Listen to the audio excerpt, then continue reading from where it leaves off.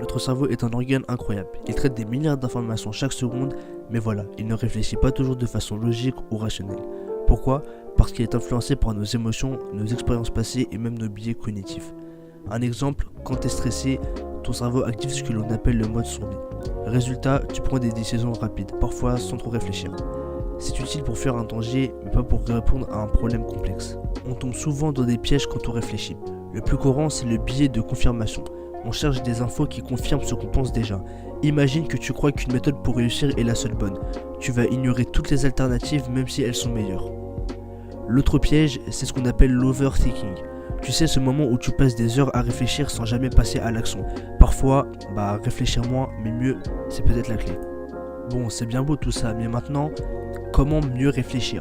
Alors, pour réfléchir efficacement, il ne suffit pas de penser plus. Ce qui compte, c'est de penser mieux. Par exemple, prends du recul.